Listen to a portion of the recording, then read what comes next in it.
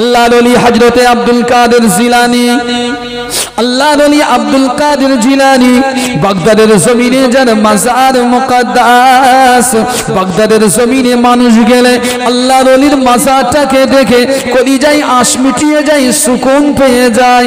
ও নওজওয়ানেরা, যুবকেরা, আল্লাহর ওলির পিছন থেকে তারা দিলেন, দাঁড়িয়ে যাও, দাঁড়িয়ে যাও। ও আব্দুল কাদের, দাঁড়িয়ে যাও, দাঁড়িয়ে যাও, শুনে যাও, শুনে যাও। বাবা এমন কাজটি কেমন করেছো বাবা? ও বাবা আব্দুল কাদের, তুমি কেন মৃত বালকটিকে জিন্দা করে দিয়েছো? ও বাবা আব্দুল কাদের, মানুষের সম্মুখে তোমার কারামতি প্রকাশ করতে নিষেধ করা হয়েছে। আল্লাহর ওলি বুঝতে পেরেছেন আমাকে আর শাসানি দেওয়া হবে, আমাকে শাসন করা হবে। আল্লাহর ওলি নিজেকে সেভ করার জন্য, বাঁচানোর জন্য দৌড় লাগিয়েছে। আল্লাহর ওলি যত দৌড়য়, পিছনে পিছনে শিক্ষক ততটাই তাড়া করে। আল্লাহর ওলি চলতে চলতে চলতে চলতে এক সময় বাগদাদের জমিনে একটি বড় কবরস্থানে গিয়ে হাজির। ছোট্ট আব্দুল কাদের জিলানী রাহমাতুল্লাহ আলাইহি 9 বছরের আব্দুল কাদের কবরস্থানের ভিতরে গিয়ে হাজির। চারিদিকে মৃত মানুষের সারি সারি কবরের লাশ। আল্লাহর ওলি কবরস্থানে গিয়ে চিল্লি দিয়ে বলেছিলেন, ও কবরবাসীরা, ও আল্লাহ পাকের মুর্দারা, আমি আব্দুল কাদের, আমাকে একটু সেভ করো, হেফাজত করো, কারণ আমাকে যিনি তাড়া করছেন, আমাকে ধরতে পারলে প্রহার করবে, মারবে। ও আল্লাহ পাকের কবরবাসী, উঠে পড়েন, উঠে পড়েন, আমাকে একটু বাঁচিয়ে নেন। আমি আল্লাহর কসম করে বলি, কিতাবের ভিতরে এটাই লেখা হয়েছে। আল্লাহর ওলি যেই নাম মুখ থেকে বলেছে, ও আল্লাহ পাকের মৃত কবরবাসী, উঠে পড়েন, উঠে পড়েন, আমি আব্দুল কাদের, আমাকে একটু বাঁচান, হেফাজত করেন আমার ওই নানু কিংবা দাদুর হাত থেকে। সাথে সাথে সাথে সাথে ওই ওই কবরস্থানে যত মুর্দা ছিল, নারী কিংবা পুরুষ, সকল মুর্দাগুলো কবর থেকে উঠে দাঁড়িয়ে গেল। জোরে বলেন সুবহানাল্লাহ, আরো চিল্লে বলেন সুবহানাল্লাহ।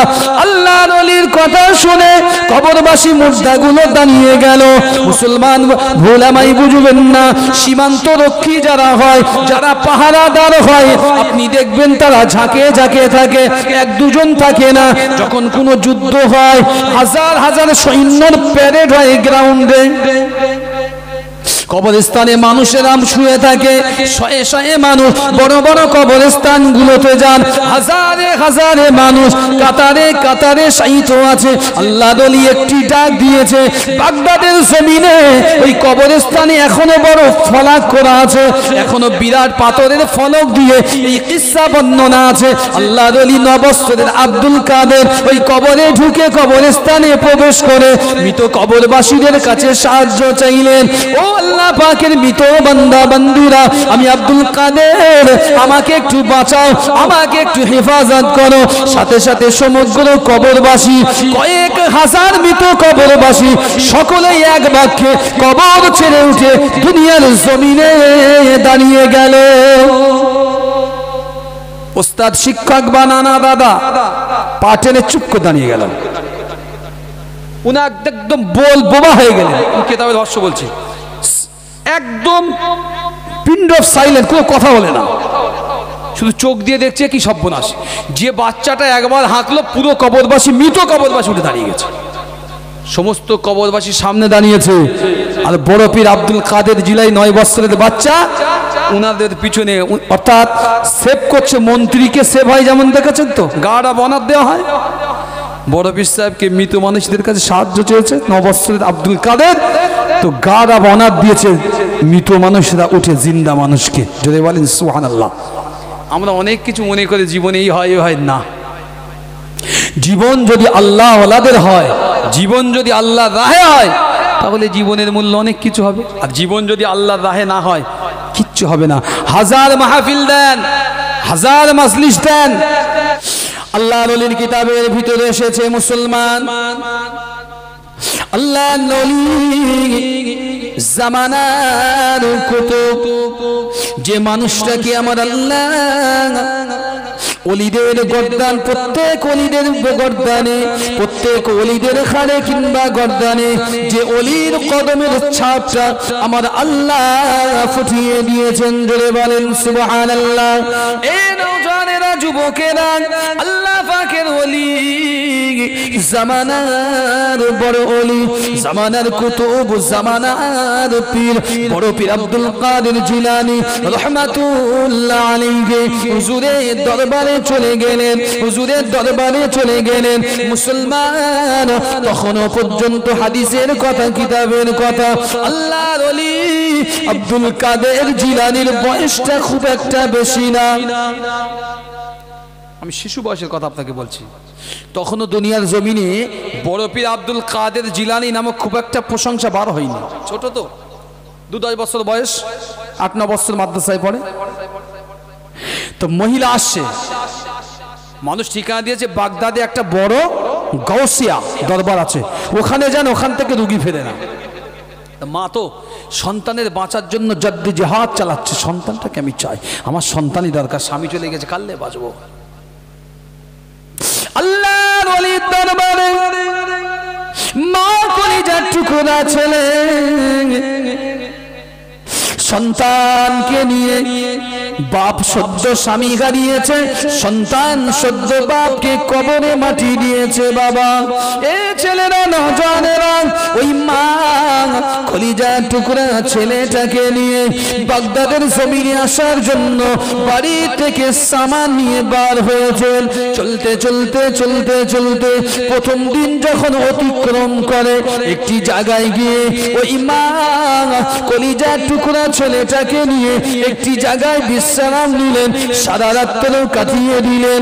রাত শেষে যখন ভোর হয়ে গেল, আল্লাহ পাকের বান্দি ওই মা আবার কলিজার টুকরা ছেলেকে নিয়ে আল্লাহর ওলির ওই বাগদাদের জমিনে রাস্তায় হাঁটা দিয়েছেন। কিতাবের ভিতরে এসেছে ওই মা আবারও হাঁটতে হাঁটতে হাঁটতে হাঁটতে দুপুর গড়িয়ে গিয়েছে। এক জায়গায় মা বিশ্রামের জন্য সন্তানটাকে নিয়ে বসেছেন। মা চেয়ে লক্ষ্য করলেন, এই সন্তানটা তো আর দুনিয়ার জমিনে হাঁটতে পারে না। মা সন্তানটাকে কোলে নিয়েছে, মা সন্তানটা উরুর উপরে নিয়ে শুয়েছে। সন্তানের মাথায় হাত বোলায় আর বলে, বাবা ছেলে চিন্তা করো না বাবা, আমি এমন একটা জায়গার সংবাদ পেয়েছি। ও বাবা ছেলে, আমি এমন একটা জায়গার সংবাদ পেয়েছি, যে জায়গায় গেলে কোনো অসুস্থ মানুষ সুস্থ না হয়ে ফেরে না। বাবা ছেলে একটু কষ্ট কর, ও আমার কলিজার টুকরা, একটু ধৈর্য সবর কর, আল্লাহর কাছে একটু তাওয়াক্কুল কর, আমি যেন বাগদাদের জমিন পর্যন্ত পৌঁছতে পারি। মা সন্তানকে সান্ত্বনা দেয়। পথ চলতে একজন মানুষ মুসাফির, তিনি ওই বৃদ্ধা, তিনি ওই মাকে দেখে দাঁড়িয়ে গেলেন। মায়ের দিকে লক্ষ্য করে বললেন, ও আল্লাহ পাকের বান্দি, আপনি কোথায় চলে যাচ্ছেন? আপনার এই ছেলেটা কি অসুস্থ? ওই মা বলেছিলেন, হ্যাঁ বাবা, আমার কলিজার একমাত্র ছেলে, বাবারা এতিম ছেলে, বড্ড অসুস্থ, দুনিয়ার কোন ডাক্তার দেখিয়ে কাজ হয়নি, তাই আমি নিয়ত করেছি বাগদাদের জমিনে গাউসিয়া দরবার রয়েছে, ওই বাগদাদের জমিনে চলে যাব, যেখানে নাকি রোগের সবচাইতে ভালো শিফা দান করা হয়। জোরে বলেন সুবহানাল্লাহ। মা আস্তে আস্তে সন্তানকে নিয়ে 3 দিনের পথ অতিক্রম করে, আজ সন্তান হাঁটতে পারে না, মা সন্তানকে কোলে বুকে করে নিয়ে গাউসিয়া দরবার অর্থাৎ বাগদাদের জমিনে বড় পীর সাহেবদের যে দরবার, ওই দরবারে সে হাজির হলেন। যিনি ওখানকার তখনকার যুগে, ভালো করে বুঝবেন, তখনকার যুগে যিনি দায়িত্বপ্রাপ্ত ছিলেন, বড় পীর সাহেব তো ছোট, তিনি আগিয়ে এসছেন। কি হয়েছে, কোথা থেকে এসছেন? তো পূর্ণাঙ্গ কিসসা বয়ান হলো। ছেলেকে শুইয়ে দেওয়া হলো। ওখানকার যিনি ইমাম ছিলেন তিনি বলছেন, শোনেন মা, আপনার ছেলেটা এই একটু আগেই ইন্তেকাল করেছে। মা পিছনে ফিরে গেলে, হ্যাঁ, ছেলের ডাকছে, চোখ টিপছে, হাত টিপছে, দেখছে, হ্যাঁ সত্যি সত্যি ছেলে ইন্তেকাল করেছে। মা ডুকরে কাঁদছে, হুজুর আমি তো বড় আশা নিয়ে এসেছিলাম এই দরবারে, আমি বড় আশা নিয়ে এসেছি এই দরবারে, আমি জানি যে এই দরবার থেকে আসলে আমি নিশ্চিত যে আমার আল্লাহ আমার ছেলেটাকে শিফায়ে কামেলা শিফায়ে আজেলা দান করবে। আর এই দরবারে আসলাম, আমার সন্তান মারা গেল। হুজুর বলছেন শোনো, আমার আল্লাহ যিনি লিখেছেন তকদির, কে লিখেছেন? আমার আল্লাহ। যে আল্লাহ তকদির লিখেছেন সেই আল্লাহ লিখেছেন, আমার কিচ্ছু হাত নেই। বরং আল্লাহ যদি নিয়েছেন আমি কিচ্ছু করতে পারবো না, আল্লাহই ভালো জানে। মা তুমি বাড়ি ফিরে যাও সন্তানকে নিয়ে, কিংবা দাফন করে দাও, তোমার সন্তান চলে গেছে। এই কথা যতটুকু হয়েছে এতটুকু মা কাঁদছে। সন্তান মরা সন্তানটাকে নেবে কোলে, মরা সন্তানকে কোলে নেবে। আর হুজুর বক্তব্য দিয়ে চলে গেল হুজুরের ভিতরে। মা চেয়ে দেখছে সামনের দিকে একটা বাচ্চা, 10 বছরের বাচ্চা হেঁটে আসতেছে। আনমনে খেলতে খেলতে হাত উঁচু করতে করতে আসছে। কাছাকাছি এসে দেখে একজন মহিলা দাঁড়িয়ে কাঁদছে। এই ওলিদের নিদর্শন, নবীদের নিদর্শন এমন, মায়েদের চোখে পানি দেখলে আল্লাহ পাকের দরবারে, রহমতের দরবারে ওদের রহমত আল্লাহ উতলে দিতেন, সাথে সাথে আল্লাহর কাছে দোয়া চাইতেন। যদি বলেন সুবহানাল্লাহ। এটা হচ্ছে ওলিদের নিদর্শন। বড় পীর সাহেব 9 বছরের ছেলে এদিক ওদিক চাইতে চাইতে সামনে আসছেন। সামনে সেই দেখ একজন মা দাঁড়িয়ে দাঁড়িয়ে কাঁদছে, ঢুকে ঢুকে কাঁদছে, আসল দিয়ে চোখ মুছছে। বড় পীর জিজ্ঞেস করছে কি ব্যাপার, আপনি কাঁদছেন কেন মা? আপনি কাঁদছেন? তা হ্যাঁ বাবা। কেন? আচ্ছা আমার এই সন্তানটা নিয়ে এসেছিলাম, মারা গিয়েছে। কোথায় বাড়ি? তো এখান থেকে 3 দিনের পথ। তাতে আপনার স্বামী নেই? তো না। তাতে কি আছে? তাতে আর কঠিন পীড়া, এই সন্তানটা দুনিয়া থেকে বিদায় নিয়েছে। তো বড় পীর সাহেব শুনলেন, শুনে বলছে বাবা মা একটা কথা বলি। তো কি? তো বলছে আপনার সন্তান মরিনি, ভালো করে বুঝবেন, আপনার সন্তান মরিনি, বরং আল্লাহ আপনার সন্তানটাকে কিছুক্ষণের জন্য আল্লাহ আদর করার জন্য এখান থেকে উঠিয়ে নিয়েছিলেন। একবার কি জোরে বলা যাবে? আল্লাহ আপনার সন্তানটাকে আদর করার জন্য কিছুক্ষণ এখান থেকে উঠিয়ে নিয়েছিলেন। মা হতভম্ব, সন্তান মারা গেছে, এ বাচ্চা বলছে যে সন্তান মারা যায়নি, কিছুক্ষণ আদর করার জন্য। দবাক বলছে আপনি বলছেন? বলছে হ্যাঁ, আমি মিথ্যা বলছি না, আপনি একটু সরে আসেন। কিতাবের ভিতরে এসেছে মুসলমান এই নওজওয়ানেরা, যুবকেরা, জামানার ওলি, জামানার ওলি দিগের ওলি হযরত আব্দুল কাদের জিলানী রাহমাতুল্লাহ আলাইহি, আল্লাহ পাকের জামানার বড় ওলি, ছোট্ট অবস্থায় মাটাকে বলেছিলেন মা আপনি আর কাঁদবেন না, আপনার কলিজার টুকরা ছেলে, আপনার কলিজার টুকরা ছেলে, আপনার ধন, আপনার রতন এখনো তো মারা যায়নি, আপনার কলিজার টুকরার সঙ্গে আল্লাহ একটু মহব্বত করার জন্য, আল্লাহ একটু কথা বলার জন্য আপনার ছেলে রূহটাকে আমার আল্লাহ কিছুক্ষণ উঠিয়ে নিয়েছেন। জোরে বলেন সুবহানাল্লাহ। মা তো কেঁদে জারে জার হয়ে যায়। ও বাবা ছেলে, তুমি তো অল্প একটু স্কুল বয়সী ছেলে, আমার ছেলের থেকে 4 বছরের বড় হবে। বাবা ছেলে, তুমি এমন কথা কি করে বলতে পারো? তোমার পরিচয়টা কি? তুমি বা এমন কথা কেন বলছো? আল্লাহর ওলি দাঁড়িয়ে বলেছিলেন মা আমার পরিচয়টা কি আগেই তোমার জানা দরকার। ও মা আমি কে এটা বড় কথা নয়, তবে আপনি যদি সরে যান আমি আপনার জীবিত ছেলেকে তুলে দিতে চাই। আপনার ছেলে যে শারীরিক অসুস্থতা, আপনার ছেলে ভালো করে চলতে পারে না, আপনার ছেলে উঠে ভালো করে দাঁড়াতে পারে না। ও আমার মা আপনি যদি ওখান থেকে সরে যান আপনার ছেলেটাকে আমি সুস্থ করে দেই। মা অবাক হয়ে তাকিয়ে শোনে আল্লাহর ওলি জামানার বড় পীর সুফি আব্দুল কাদের জিলানী রাহমাতুল্লাহ আলাইহি হুজুরের কথাগুলো শোনে আর মা যেন অবাক দৃষ্টিতে তাকিয়ে থাকে। আল্লাহর কলির কথা অনুযায়ী মা একটু দূরে গিয়ে দেখতে লেগেছেন 10 বছরের শিশু, 10 বছরের আব্দুল কাদের, 10 বছরের শিশু আব্দুল কাদের ওই ছেলেটার সামনে গেল, আস্তে আস্তে করে বসে গেল, বসে নিজের হাতটা নিয়ে কি যেন বিড়বিড় করে শাহাদাত আঙুলটা উপরের দিকে তুললেন, পরে আবার হাত নামালেন, নিজের হাত মোবারক নিয়ে আল্লাহ পাকের ওলি ওই মৃত ছেলেটির উপরে বুলিয়ে দিলেন। মাথা থেকে পা পর্যন্ত আল্লাহর ওলি একবার করে হাত বোলায়, আসমানের দিকে দুটি হাত তুলে ওনাজারি করে দোয়া চায়, ও রব্বুল আলামিন আল্লাহ, আমি আপনার কাছে দোয়া চাই, একজন দুঃখিনী মা তার স্বামী হারিয়ে ফেলেছে, একজন দুঃখিনী মা তার স্বামী হারিয়ে ফেলেছে, তার সন্তানও হারিয়ে গেল। রব্বুল আলামিন আল্লাহ, তিনি তো উম্মি, তিনি তো মা, আর মায়ের কান্না আমি সইতে পারি না। ও রব্বুল আলামিন আল্লাহ, আমি আব্দুল কাদের আপনার কাছে দোয়া চাই, এই উম্মি মা এর দোয়ায়ের চোখের পানি যেন বিফলে না যায়। আল্লাহ পাক, এই সন্তানটাকে আপনি আবার পুনরায় জীবিত, এবং সন্তানটাকে যে উদ্দেশ্যে নিয়ে আসা হলো যেন পুনরায় সুস্থ সবল করে আল্লাহ এই ছেলেটাকে বাড়ি পাঠিয়ে দেন। আল্লাহর ওলি দোয়া শেষ করেছে, যেই আল্লাহর ওলি দোয়া শেষ করেছে, এই নওজওয়ানেরা যুবকেরা সাথে সাথে আল্লাহর ওলি একবার পাশে বাড়ি ছোট্ট করে টোকা দিয়েছে। ও আল্লাহর বান্দা, ও আল্লাহ পাকের বান্দা, উঠে পড়েন, উঠে পড়েন, উঠে পড়েন, উঠে পড়েন। তোমার মা যে কাঁদে, ইয়া উম্মি, ইয়া উম্মি, তোমার মা কাঁদে, তোমার মা কাঁদে, তোমার মায়ের চোখের পানি আর ফেলতে দিওনি। এই কথা যাই না বললেন, সাথে সাথে বাচ্চাটা ওখান থেকে উঠে শটান দাঁড়িয়ে গেল। জোরে বলেন সুবহানাল্লাহ, আরো চিল্লে বলেন সুবহানাল্লাহ। মা দৌড়ে এসে, পৃথিবীর কোনো মা এমন নেই যে সন্তানের অসুস্থতা থাকবে আর মা চুপ করে বসে থাকবে, এমন মা নজির নেই, এমন মা নজির নেই। যদি তাই না থাকতো, ফেরাউনের দাসী, এটা শ্রাবণ মাসের আগের মাসেই হয়েছিল রাসূলুল্লাহ মিরাজ।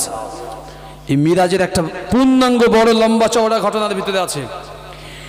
আল্লাহ রাসূল যখন যাচ্ছিলেন আসরা বিআবদিহি লাইলাম মিনাল মসজিদিল হারাম, যখন রাতের অন্ধকারে যাচ্ছিলেন আল্লাহ রাসূল বোরাকের উপরে আরোহণ করে বা চেপে বা বসে, সাথে জিবরিল, জান্নাতের সুঘ্রাণ পেয়ে রাসূল প্রশ্ন করলেন, ইয়া আখি জিবরাইল হাউলাই জান্নাতিক, এখান কি আশেপাশে জান্নাত এসে গেছে মনে হয়? জিবরিল আমি আলাইহিস সালাম বললেন, লাব্বাইক ইয়া রাসূলুল্লাহ ইয়া হাবিবাল্লাহ, না এটা জান্নাত নয়, জান্নাত বহুদূর। তো জান্নাতের সুঘ্রাণ কোথা থেকে পাই? হুজুর একটা কবর আছে, রাসূল বললেন চলো ওখানে দাঁড়াই একটু। কবরটার পাশে দাঁড়ানো হলো। রাসূল বললেন, জিবরিল ওয়াকিয়া ওয়াকিসাতুন, আল্লাহ বললেন, হাবিব জিবরিল আমার হাবিবকে কিসসাটা শুনিয়ে দাও। জিবরিল আলাইহিস সালাম বর্ণনা দেন, হুজুর এই যে কবরের সামনে দাঁড়ালেন, যেখান থেকে জান্নাতের সুঘ্রাণ বার হচ্ছে, এটি আর কেউ নয়, এটি হলো ফেরাউনের দাসী মাসিতা তার নাম, আর তার এক ছেলে আর এক মেয়ে। এই তিনজনকে ফেরাউন কড়াইয়ের গরম উত্তপ্ত তেলে ফ্রাই করেছিল, ফ্রাই। তাদের হাড্ডি গুড্ডি কবরে জমা, তাদের এক জায়গায় দাফন হয়েছে। এই দাফনকৃত জায়গার থেকে আমার আল্লাহ জান্নাতের সুঘ্রাণ বার করছেন। যদি বলতে পারলেন না, একটু আসতে বলেন সুবহানাল্লাহ। কি বুঝলেন? কর্মজীবনে করেছে কি? কিচ্ছু না। লোকের বাড়ি দাসীগিরি করত, অপরাধ ছিল কি? কিচ্ছু না, একটাই অপরাধ, লা ইলাহা ইল্লাল্লাহ মুসা কালিমুল্লাহ। নবী মুসা আলাইহিস সালামকে নবী বলে মানলেন, আর আল্লাহকে আল্লাহ বলে আমান্না বিল্লাহ, আল্লাহর উপরে ঈমান আনলেন, বিশ্বাস স্থাপন করলেন।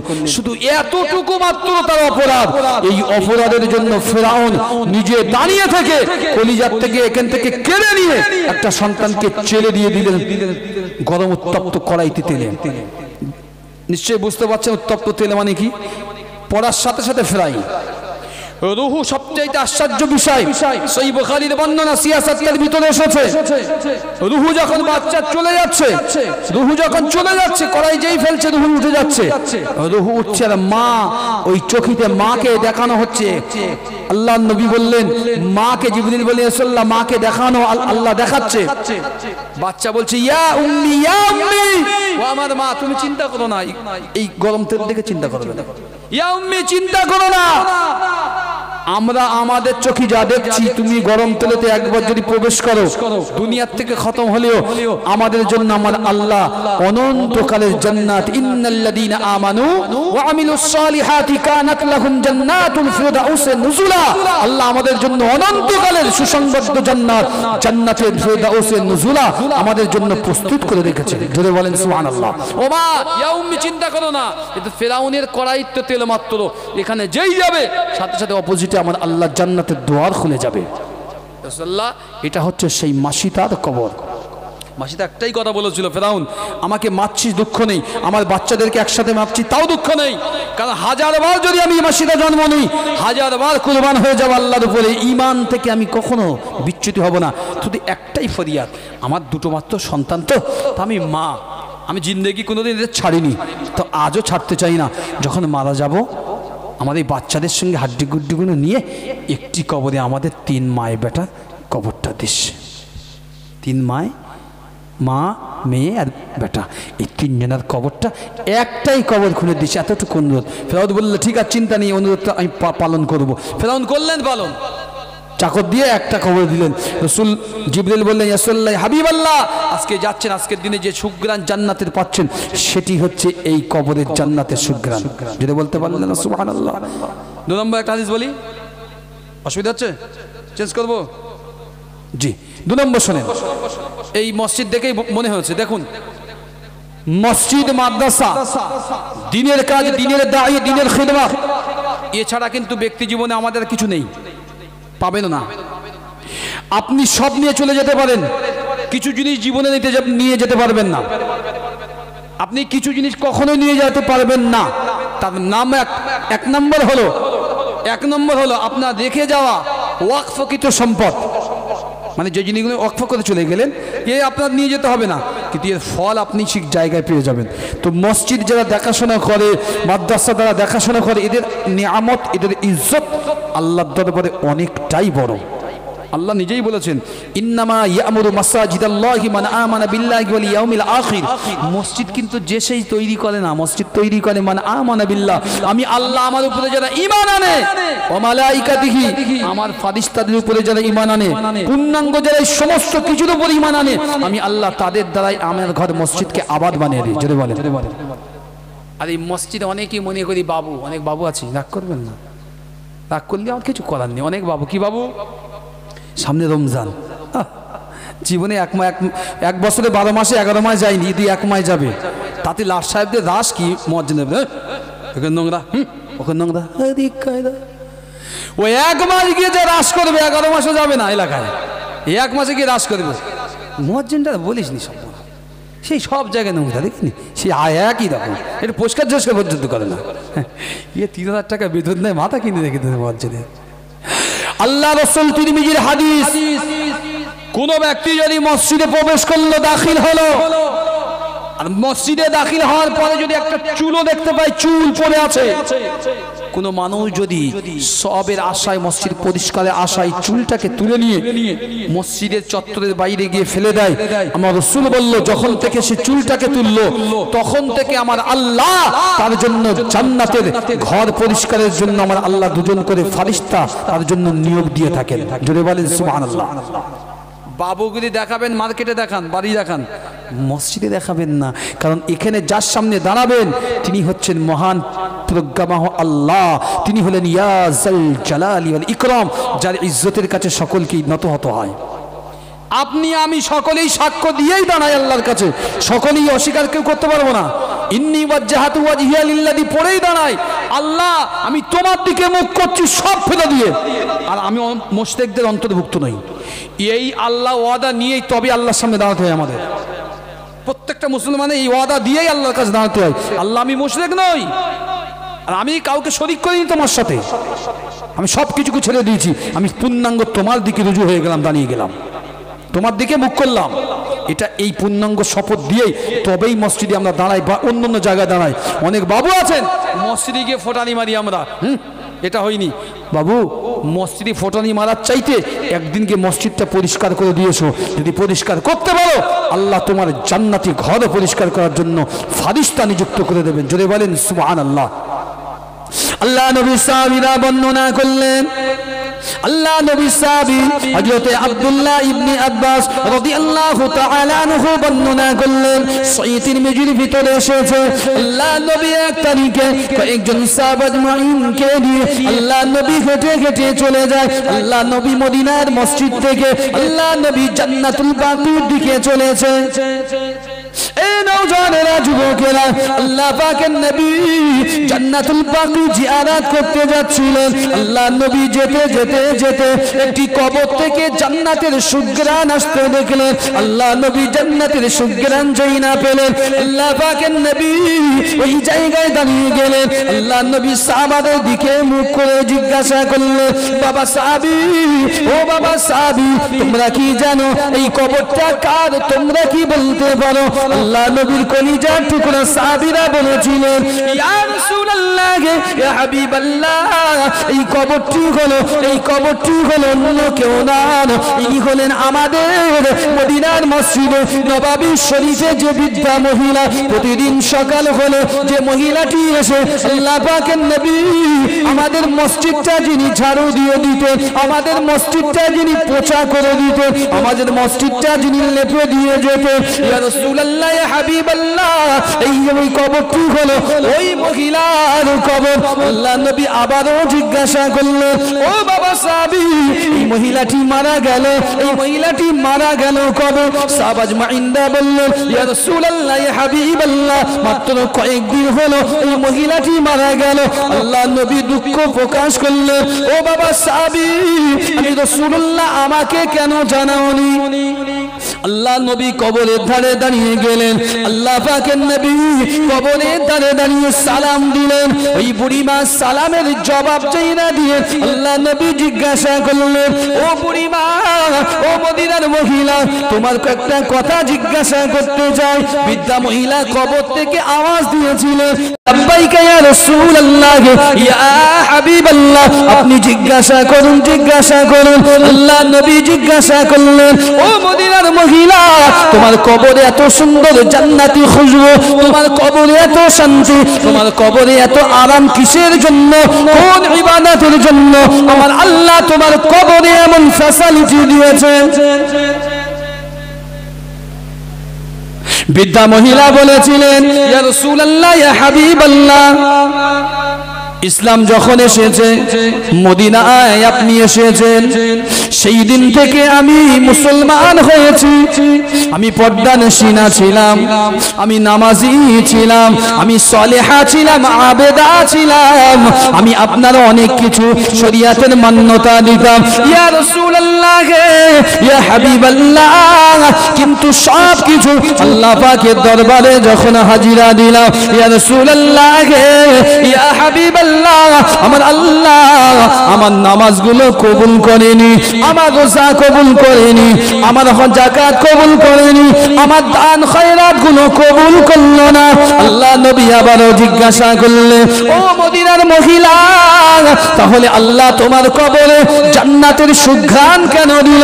ওই মহিলা বলেছিলেন, ইয়া রাসূলুল্লাহ, ইয়া হাবিবাল্লাহ, আমি যে প্রতিদিন মদিনার মসজিদে নববী শরীফটা আমি প্রতিদিন ঝাড়ু দিয়ে দিতাম, মদিনার মসজিদে লেপা পোছা করতাম, ইয়া রাসূলুল্লাহ, ইয়া হাবিবাল্লাহ, এই লেপা পোছার ঝাড়ু দেওয়ার জন্য আল্লাহর ঘর আমি পরিষ্কার করেছি, সেজন্য আল্লাহ আমার কবরটা এমন পরিষ্কার করেছে, আমার কবরটা আমার আল্লাহ আমার জন্য জান্নাতের বাগান বানিয়ে দিয়েছে। যদি বলেন সুবহানাল্লাহ, একটু চিল্লে বলেন সুবহানাল্লাহ। আপনার সুবহানাল্লাহ বলতে ভয় পান নাকি বলেন দিন? বিএসএফ ক্যাম্প থেকে এসে আপনার তুলেছেন যাবে কোনটা সব বোনা দেখতে সুবহানাল্লাহ আসতে বলতে বলতে আসতে বলে যদি বলতে কথা বোঝেন না বুঝি। জি, একজন বলতে গিয়ে বলতে হচ্ছে, খারাপ দেবেন না, উদাহরণগুলো সবসময় বুঝবেন যে আমি কি উদাহরণ দিতে চাই। রাসূলুল্লাহর হাদিস, মান জাদ্দা ওয়াজাদা, পরিশ্রম করবেন তবেই ফল পাবেন। কি করবেন? পরিশ্রম করবেন তবেই ফল পাবেন। আমার একজন দুদিন আগে জিজ্ঞাসা করে, একজন শিক্ষক, আমার অমুসলিম ভাই একজন শিক্ষক আমাদের ওখানে জিজ্ঞাসা করেছেন যে, বাবু আমি খুব পড়াশুনো ছাত্রদের টিউশনি পড়াই, তা ঠিক উন্নতি পাচ্ছি না। তাই বললাম, স্যার আপনি আপনি চালিয়ে যান। তা তোমার ধর্মে কিছু আছে? তাই বললাম হ্যাঁ। কি? আমি বললাম আমার রাসূল বলেছেন, আমাদের যিনি শেষ মেসেঞ্জার পয়গম্বর আলাইহিমুস সালাম বলেছেন, মান জাদ্দা ওয়াজাদা, তুমি পরিশ্রম করেই যাও, নিশ্চিত থাকো পরিশ্রম যদি সঠিক হয় ফল তোমার ঘরে উঠবে। তো তাই হ্যাঁ, তাহলে আমি পরিশ্রম করে যাই বলো? আমার বলছে হ্যাঁ, আপনি নিশ্চিত চালিয়ে যান, আপনার নিশ্চিত আপনি যদি ভালো ফলের আশায় ভালো পরিশ্রম করেন নিশ্চিত ফল ঘরে তুলবে। তো আপনাদের জন্য বলছি, এই যে বসে বসে আমি মাঝে মধ্যে বলি, অনেক সময় বলে ওলামারা দরুদ শরীফ পড়ে, কেউ কেউ বলে, শুনেছি বলে হুজুরদা চা খায়, আর কেউ বলে হুজুরদা ভুলে যায়, নানান মনীষীর নানান মত ভুলে যায়। জি না, এগুলোর কোনোটাই নয়, কোনোটাই নয়।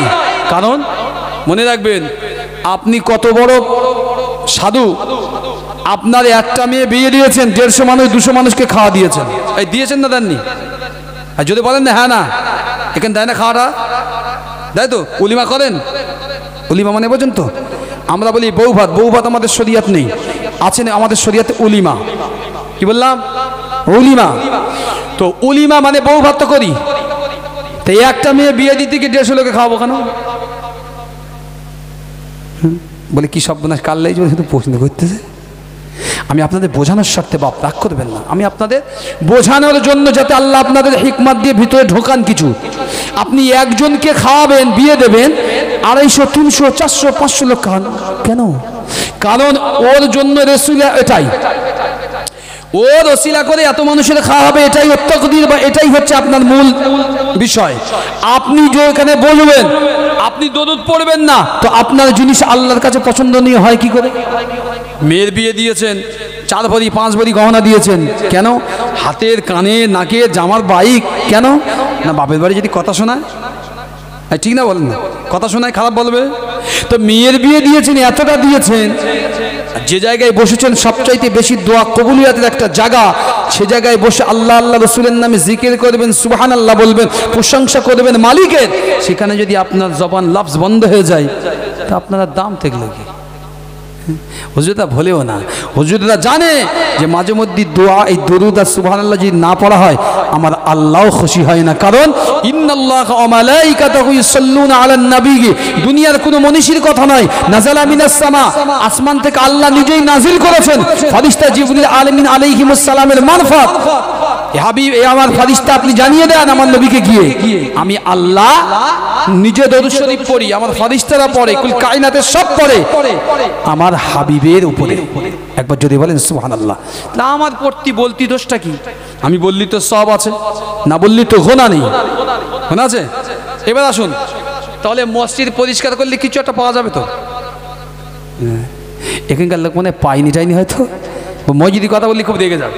মসজিদ কথা বলতেছেন জি জি, কারণ মনে রাখবেন মসজিদ এমন একটা জায়গা যেখানে দাঁড়ালে যদি আপনি নফল নামাজ বলেন, যে কোনো নামাজ দীর্ঘায়িত্ব করতে পারেন, বিশ্বাস করেন অন্তরের দুফোঁটা চোখের পানি যদি এই জায়গায় জমা দিতে পারেন, কিয়ামতের কঠিন দিনে কেউ আপনার জন্য সাক্ষ্য বহন করুক আর না করুক, এই মসজিদটা কিন্তু নিশ্চিত থেকে যান আপনার জন্য কাল কিয়ামতের ময়দানে সাক্ষ্য বহন করবে। যদি বলেন সুবহানাল্লাহ, এই চিল্লে বলেন না সুবহানাল্লাহ, নারে দরুদ শরীফ আল্লাহুম্মা।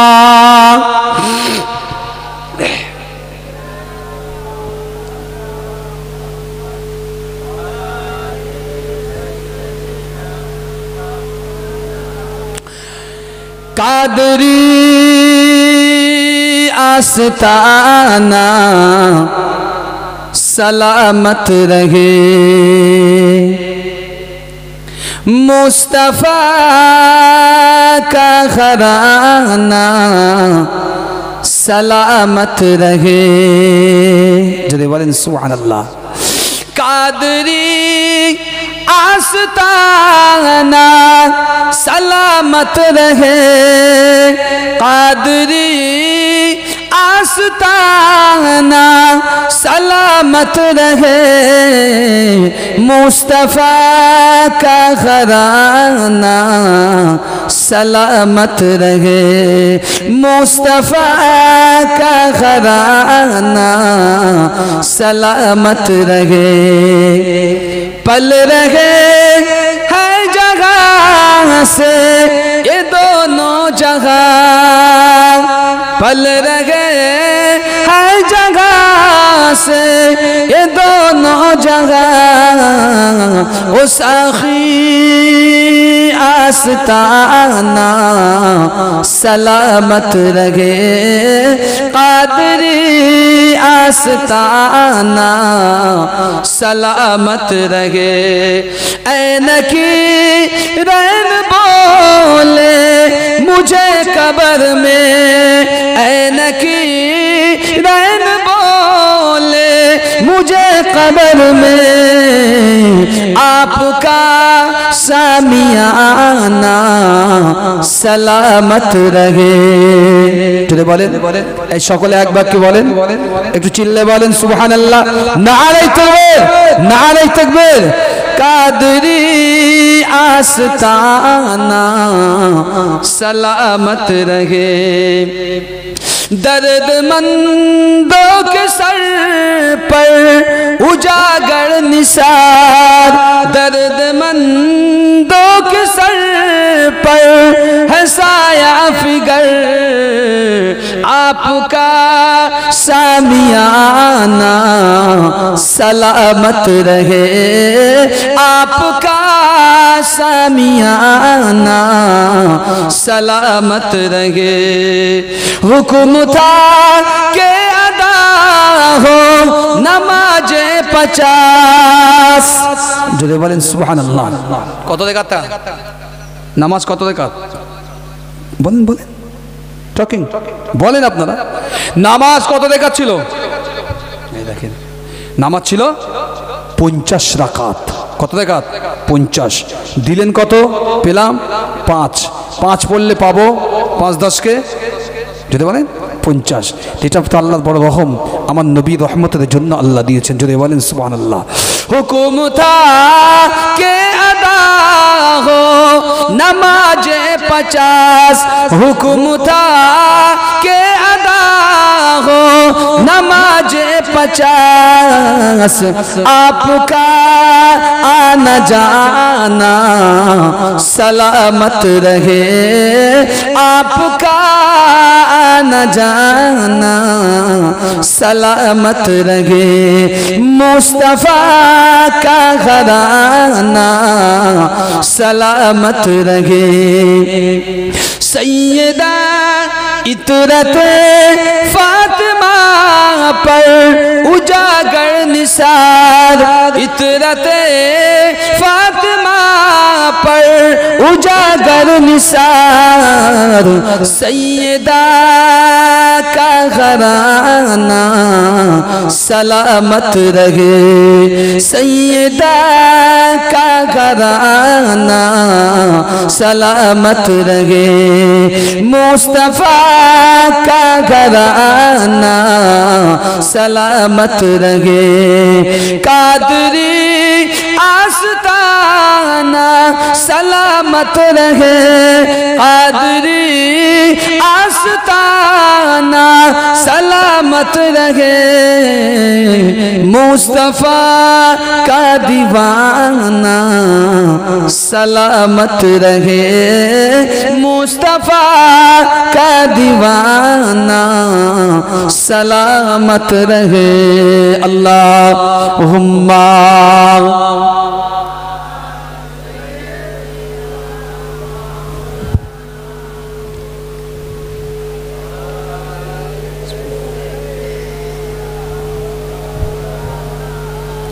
যে কথা বলছিলাম বলেন দিন ওদিক কোথায় ছেড়ে এসেছি দেখি কিরম আওয়াজ শুনলেন আপনারা মনে আছে 9 বছরের আব্দুল কাদের জিলানী রহমাতুল্লাহ মনে আছে আপনাদের সেই মাকে ছোট বাচ্চা জিন্দা করে দেওয়া বড় পীর সাহেব আব্দুল কাদের জিলানী রহমাতুল্লাহ আলাইহি হুজুর আমার দোয়া চাইলেন আল্লাহর কাছে বাচ্চাকে ছোট্ট একটু টাচ করলেন বাচ্চা উঠে মায়ের সামনেই দাঁড়িয়ে গেল মৃত বাচ্চা যদি বলতে পারলেন না মা কাঁদছে বারবার বড় পীর সাহেবকে গিয়ে কোলে জড়িয়ে ধরেছে চুম্মা দিচ্ছে বাবা তোমার নাম কে তুমি তো হচ্ছে মা আমি আগেই বলেছি নাম চাই না সন্তান জীবিত চাই তো হচ্ছে বাপ সন্তান তো আল্লাহ যেমন জীবিত করেই দিয়েছে তুমি কে তুমি কে তো হচ্ছে আপনি যান আমার নাম শুনতে হবে না আল্লাহ একদিন আপনার ঘরেতে আমি আমার নামটাকে এমনি এমনি পৌঁছে দেবে আল্লাহ আপনার ঘরেতে আমার নামটাকে এমনি এমনি পৌঁছে দেবে,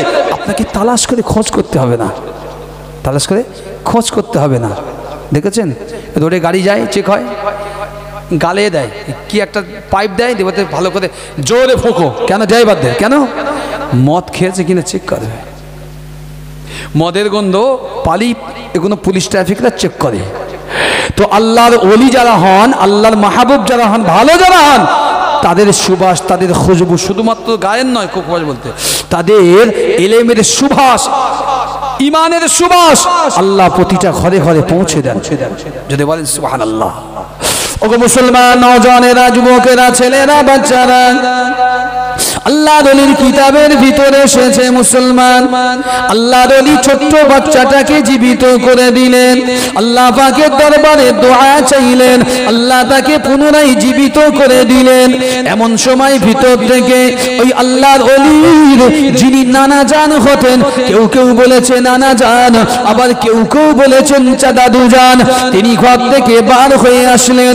তিনি এক সময় মাটাকে বলেছিলেন, ও আমার মা, আপনার ছেলেটা মারা গিয়েছে, আপনার ছেলে চলে গিয়েছে। ফাইযা জা আজালুহুম লা ইস্তাখিরুনা সাআতাও ওয়া লা ইস্তাকদিমুন। পৃথিবীর মানুষ তুমি যেখানেই থাকো না কেন, ও দুনিয়ার মানুষেরা পৃথিবীর যে কোনো জায়গায় থাকো না কেন, তুমি বড় প্রাচীর হোক কিংবা লোহার সুন্দর, যা অট্টালিকা হোক না কেন, মউতের যখন সময় এসে যাবে, মউতের পরওয়ানা এসে যাবে, মালাকুল মাউত ফেরেশতা জিবরাইল আলাইহিমুস সালাম আপনার দুয়ারে এসে হাজির হয়ে যাবে, মউতের গাড়ি নিয়ে হাজির হবে, এক সেকেন্ডও বাকি থাকবে না। আপনার মউত আপনার রূহ মোবারকটাকে নিয়ে ছো মেরে নিয়ে আল্লাহ দরবারে হাজির দিয়ে দেবে। আল্লাহর ওলি জীবিত করে দিয়েছেন। ওই দাদু জান ঘর থেকে বার হয়ে দেখতে পেলেন মৃত সন্তান জীবিত।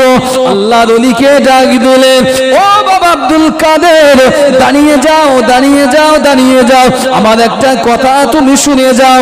আল্লাহর ওলি বড় পীর সাহেব আস্তে আস্তে করে আগিয়ে যেতে লেগেছেন।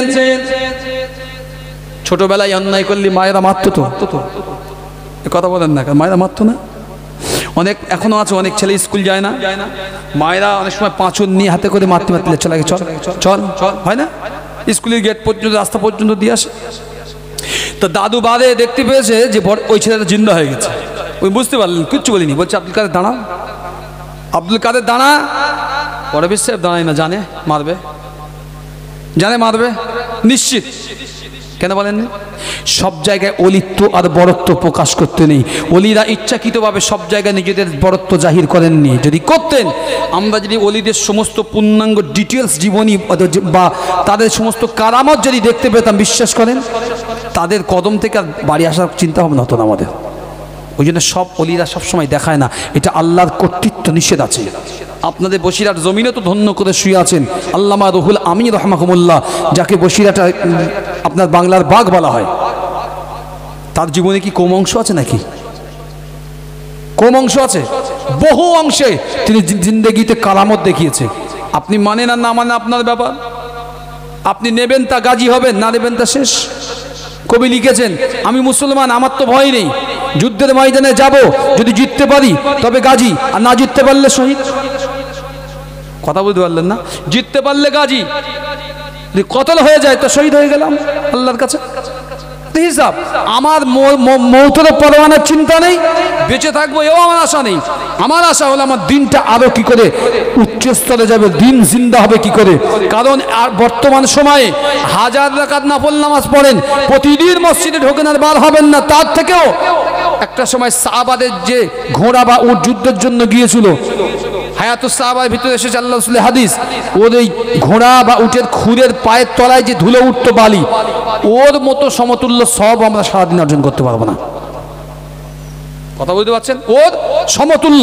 ওয়াজাহিদু ফিল্লাহি হাক্কা জিহাদিহি, জিহাদের জন্য যে তারা ব্যয় করেছে, জিহাদের জন্য তারা কষ্ট করেছে, ঘোড়া ছুটিয়েছে, উট ছুটিয়েছে, এই যে ছোটানো ওদের ঘোড়া উটের খুরের নিচে যে মাটি বালু অংশ উঠেছে, তার সমতুল্য জিন্দেগি ইবাদত করে আপনি পাবেন না। যার গায়ে লেগেছে সেও জান্নাতি, যে ও চালিয়েছে সেও জান্নাতি। জোরে বলে, এটা রাসূলের হাদিস। এজন্য তাদের পরোয়া ছিল না, পরোয়া ছিল না। ওয়াজাহাকাল বাতিল ইন্নাল বাতিলা কানা যাহুকা আয়াত যখন নাজিল হলো, ঈমানওয়ালাদের সঙ্গে বেঈমানদের টক্কর হলো। টক্কর বোঝেন তো? ঘর্ষণ বোঝেন? পাথর পাথর ঘর্ষণ জানেন তো? একটা পাথর একটা পাথরে মারবেন এরকম করে, দেখবেন যে ক্ষমতাবান পাওয়ারফুল সে টিকে থাকবে, যে ক্ষমতা হারা সে ভেঙে যাবে টুকরো। তো তফসিরের কিতাবে তফসিরের সম্রাট আব্দুল্লাহ ইবনে আব্বাস রাদিয়াল্লাহু আনহু হুজুরের বর্ণনা, আয়াত নাজিল হলো আর ঈমানদার আর বেঈমানের ভিতরে ঈমানি টক্কর হলো। যে দাঁড়িয়েছে সে জয়ী হয়েছে, আল্লাহর জান্নাত রয়েছে। যে দাঁড়াতে পায়নি চিরজীবনে আবু লাহাব, চিরজীবনে আবু লাহাব, উতবা সাইবা আবু জেহেলের মতো শহীদ হয়ে ওই বদ্ধ কুয়ায় হাজিদের পায়খানার ভিতরে আজও পড়ে আছে।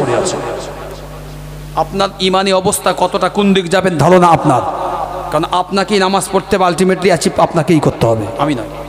হিসাব মা কুনতু ফি হাযিহি রুজুল মা কুনতু তাকুনু ফি হাযা রুজুল, যখন কবরে আপনাকে দেওয়া হবে সেদিন প্রশ্নের ভিতরে এটাও থাকবে আপনার এই ব্যক্তিটা সম্পর্কে বলো, দেয়ার ইজ এ ম্যান, এই ম্যান এই ব্যক্তি সম্পর্কে আপনি বর্ণনা দেন।